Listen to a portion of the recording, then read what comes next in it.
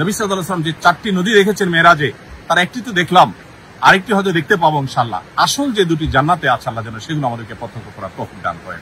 উগান্ডার বুক চিরে, সুদানের বুক চিরে, ইথিওপিয়ার বুক চিরে এই মরুভূমির দেশ মিশর টিকে আছে মূলত এই নদের উপরে, এই নদের পানির উপরে। আল্লাহ রাব্বুল আলামিনের বহু কুদরতের সাক্ষী, বহু ইতিহাসের সাক্ষী, বহু সভ্যতার সাক্ষী এবং কোরআন এবং সুন্নাহর আলোকে বহু গুরুত্বপূর্ণ তথ্যের সাথে যার সংযোগ রয়েছে।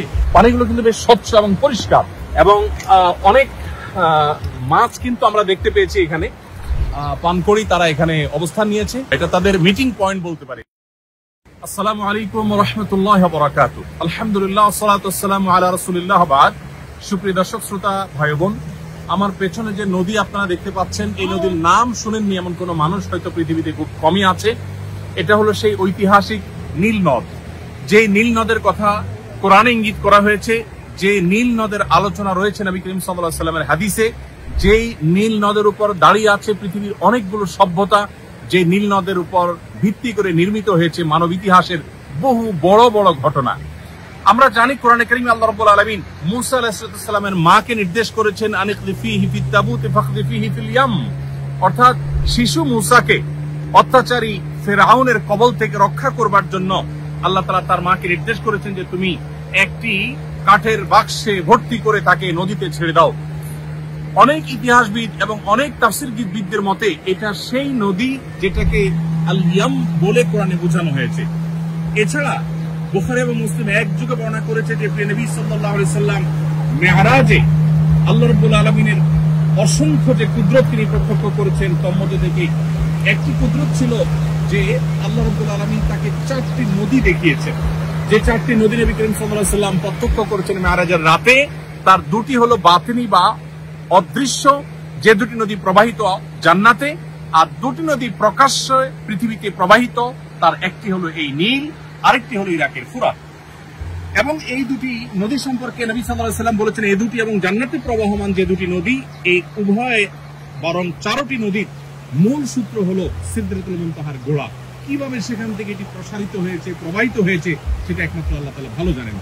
এর দুনিয়াতে বা বাহ্যিক যে এর সোর্স বা মূল সূত্র যেখান থেকে এটি শুরু বা প্রবাহিত হয়েছে, আমরা এখানকার স্থানীয়দের বক্তব্য অনুযায়ী সেরকম একটা জায়গায় অবস্থান করছি যেটা উগান্ডার কাম্পালার ঠিক কাছে অবস্থিত।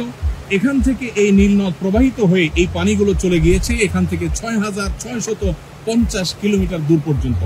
সুবহানাল্লাহ, আল্লাহ তাআলা একটা সৃষ্টি কত বিশাল হতে পারে, কত বড় হতে পারে, তার জ্বলন্ত একটা সাক্ষী হলো এই নীল নদ।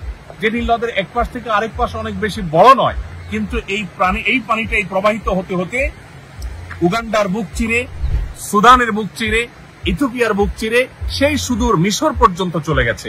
এবং এই মরুভূমির দেশ মিশর টিকে আছে মূলত এই নদের উপরে, এই নদের পানির উপরে। আল্লাহ রাব্বুল আলামিনের বহু কুদরতের সাক্ষী, বহু ইতিহাসের সাক্ষী, বহু সভ্যতার সাক্ষী এবং কোরআন এবং সুন্নাহর আলোকে বহু গুরুত্বপূর্ণ তথ্যের সাথে যার সংযোগ রয়েছে, এটা সেই ঐতিহাসিক নীল নদ। আল্লাহ রাব্বুল আলামিন তার এই সমস্ত সৃষ্টি থেকে আমাদেরকে শিক্ষা গ্রহণ করবার তৌফিক দান করেন। একটি তথ্য আমরা জানিয়ে রাখি যে নীল নদকে আমরা যদিও অনেকে জানি, নীল নদকে আমরা অনেকে মনে করি এর পানি নীল, এই জন্য হয়তো নীল নদ বলা হয়। মূলত নীল এটি সেই গ্রিক শব্দ থেকে এসেছে, অনলাইনে সার্চ করলে আমরা অনেকেই দেখতে পাবো।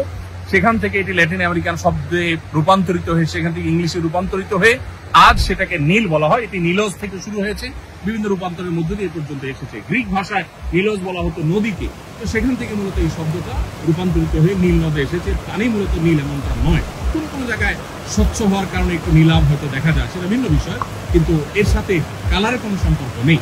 তো আল্লাহ তাআলার অসংখ্য অজস্র কুদরত আল্লাহ তাআলা আমাদেরকে দেখার মতো এই পৃথিবীতে রেখেছেন, তার মধ্যে থেকে একটা এই কুদরত।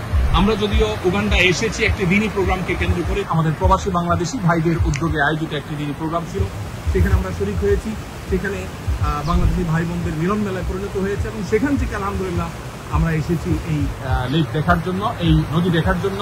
আল্লাহ রাব্বুল আলামিন আমাদেরকে তার সমস্ত কুদরতগুলোর প্রত্যক্ষ সাক্ষী হয়ে সেখান থেকে শিক্ষা গ্রহণ করা, আমাদের ইমানকে শক্তিশালী করার তৌফিক দান করুন।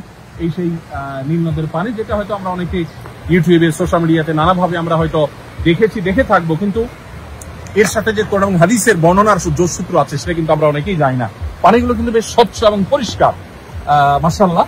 এবং অনেক মাছ কিন্তু আমরা দেখতে পেয়েছি এখানে, এবং আমরা এখানে পাশে একটা রেস্টুরেন্টে ইনশাআল্লাহ আজকে দুপুরের খাবার খাবো এই নদীর মাছ ফ্রাই করে। আলহামদুলিল্লাহ এখানে তেলাপিয়া হয়ে থাকে প্রচুর পরিমাণ, এবং পানকড়ি গাছে আমরা দেখতে পাচ্ছি প্রচুর পরিমাণ পানকড়ি তারা এখানে অবস্থান নিয়েছে।